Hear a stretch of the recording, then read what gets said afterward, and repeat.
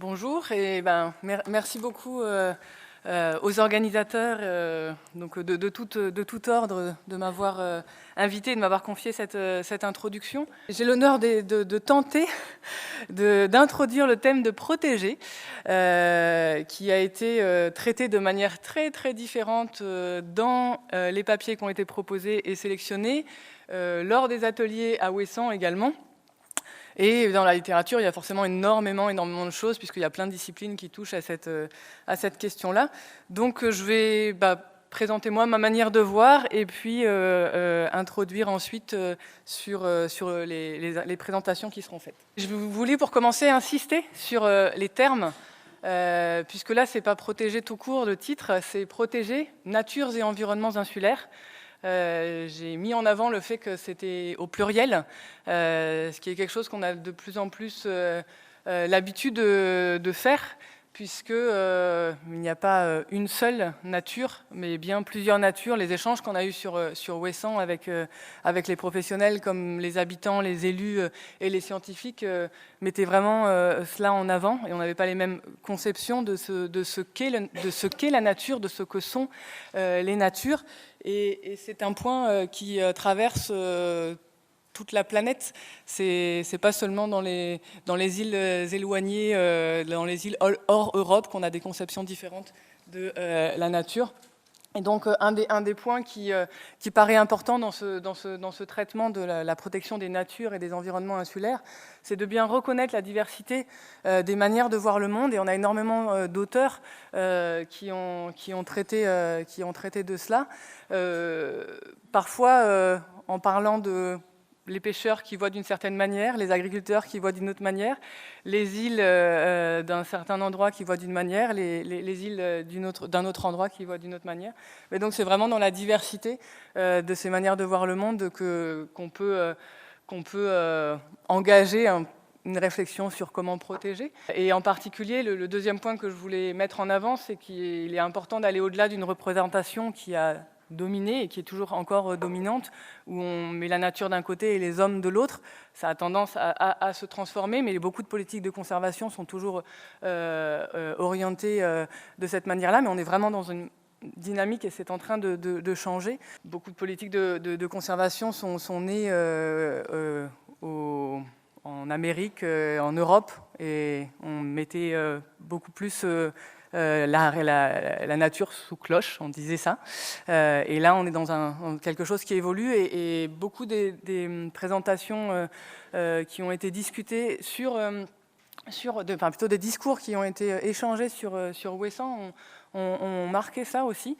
Et les communications, vous le verrez, le feront. Et puis, alors là, je ne vais pas m'étendre parce que les collègues en ont déjà parlé. On en a beaucoup parlé aussi hier durant la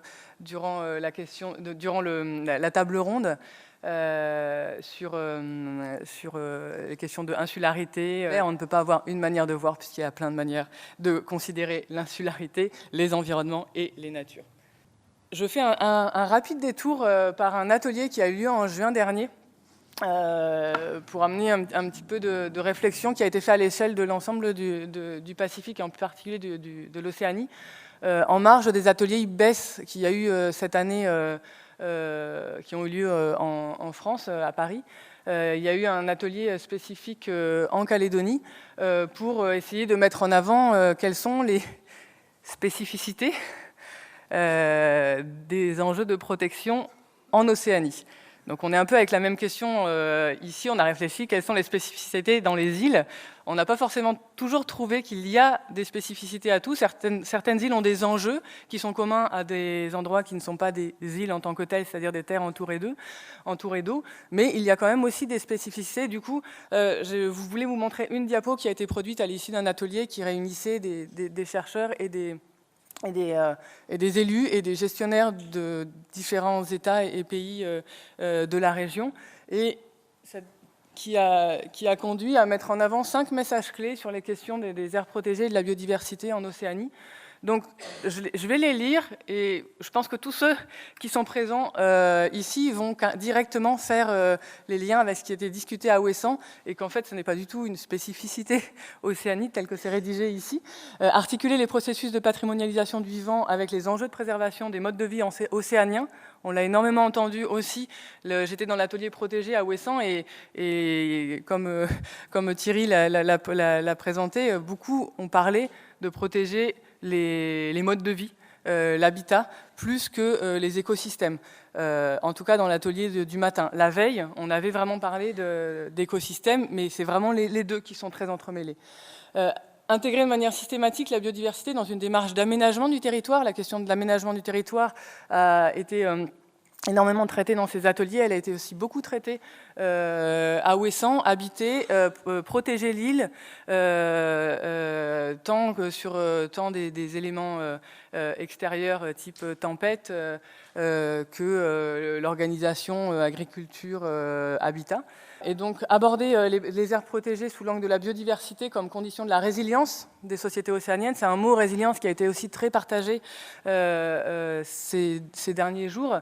Et les termes d'adaptation aussi étaient utilisés. Et c'est vraiment quelque chose qui traverse, je pense, tous nos thèmes, mais qui a été particulièrement abordé dans la question de protéger.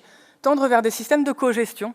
On a entendu sur les îles du Ponant comme sur les îles ailleurs de différentes manières d'organiser une gestion et bien souvent c'est pas une gestion qui est dirigée seulement par l'État ou qui fonctionne, mais bien une articulation des différents systèmes d'autorité présents. Et un dernier point qui a été très très partagé et sur lequel il y aura aussi des communications, c'est donner les moyens de l'acquisition de la connaissance et de son partage.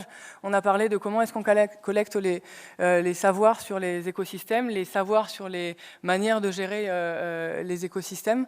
Donc ça, c'est quelque chose qui était mis en avant. Donc ensuite, il y a des particularités sur comment c'est mené en Océanie, mais je pense que c'est vraiment quelque chose qui traverse aussi les particularités qu'on a mis en avant à Ouessant sur les îles. Donc j'en ai terminé par ce petit détour. Et là, j'ai une petite diapo sur qu'entend-on par protéger. Je n'ai pas été chercher la définition du dictionnaire, parce que même si elle aurait été probablement simple, on s'y serait probablement senti un peu coincé. J'ai juste mis trois témoignages qui ont été discutés dans l'atelier de Ouessant. Protéger, est-ce vouloir fixer l'environnement à une date où l'on est ? Ça a été une question qui a été posée, qui était une question qui était plutôt provocatrice pour dire que non, l'environnement se transforme et donc protéger, c'est plutôt l'aider à vivre ces transformations lorsqu'elles sont souhaitées et pas trop dangereuses, disons, pour les habitants. C'est ce qui a été discuté. Donc il faut protéger ce qui est essentiel pour les habitants et il faut aussi laisser évoluer la nature. Et au mot protéger, il faut ajouter le mot s'adapter. Donc ça, c'est trois témoignages qui ont été partagés durant les ateliers et qu'il me semble intéressant de mettre en avant. Je pense que la question de la protection sera très débattue dans les différentes présentations, dans les différentes sessions de protéger. Donc je n'irai pas plus loin, mais c'était pour plutôt vous amener à vous questionner là-dessus. Le dernier point, c'est quelle nature, quels environnements et quel territoire protéger. Beaucoup d'auteurs et aussi des professionnels, des gestionnaires, des élus réfléchissent aux éléments qui vont être l'objet d'une protection. Ce sont des espèces, des espaces ressources, des écosystèmes. On a beaucoup aussi entendu parler de patrimoine naturel et culturel. Donc tout ça, c'est des choses qu'il faut vraiment définir et que les communications qui vont avoir lieu durant ces 2 jours vont travailler. Et en particulier questionner les limites des territoires. Et une petite anecdote avec une jolie caricature avec l'autorisation de l'auteur de la présenter ici. C'était à propos de la question des limites des aires protégées. On a discuté à Ouessant les limites des zones à gérer. Est-ce que l'île s'arrête à l'estran ? Est-ce que l'île va plus loin ? Dans les îles d'Hippolent, on avait 2 points de vue différents. parmi les présents. Certains disent que ça s'arrête là, d'autres disent non, ça va bien au-delà. En Océanie et dans d'autres zones, c'est vraiment, on parle de continuité terre-mer. Il n'y a pas de discontinuité entre la terre et la mer, et donc quand on pense de la protection, c'est de la montagne jusqu'à l'horizon ou jusqu'au récif plus lointain. Et donc on a eu cette caricature. On envisage de relier Saint et la Nouvelle-Calédonie par le canoë-kanak. C'était vraiment une illustration de ça, et je trouve que c'était marquant et parlant pour la question des terminologies employées, des manières de voir le monde et du coup des manières d'engager des processus de protection. Donc, qui nécessitent donc de choisir des normes de gestion ajustées à chaque territoire et à chaque manière de voir. Donc, quelles sont les disciplines qui s'impliquent dans ces réflexions? On a des disciplines qui relèvent des sciences humaines et sociales, des sciences de la nature ou des natures, j'ai osé l'introduire sur cette diapo, mais aussi les sciences juridiques. Je ne vais pas aller dans le détail de toutes les disciplines qui y travaillent. Beaucoup travaillent de manière interdisciplinaire, ce qui est des moments assez essentiels pour aller jusqu'à des projets de recherche qui sont aidants pour l'action. Et on va passer très rapidement les quelques sessions que nous aurons dans les 2 jours. Je tiens à mettre en avant qu'il n'y a pas de surreprésentation des îles d'une partie du monde dans cette session. On a vraiment une grande diversité et on a donc 16 communications. D'abord, une première session.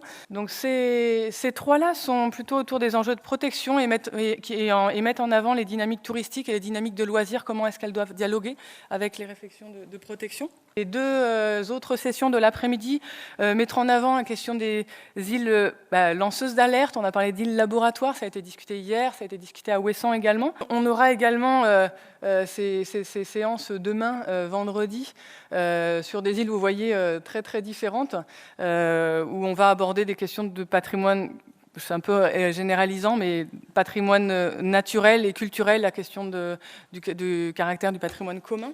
Et enfin, dans dernière partie, on aura la chance plutôt de questionner sur des stratégies existantes ou à penser pour assurer la protection des natures et des environnements insulaires. Donc on va à la fois discuter de comment mobiliser les savoirs locaux dans les processus de protection, comment mobiliser les savoirs scientifiques, les outils réglementaires.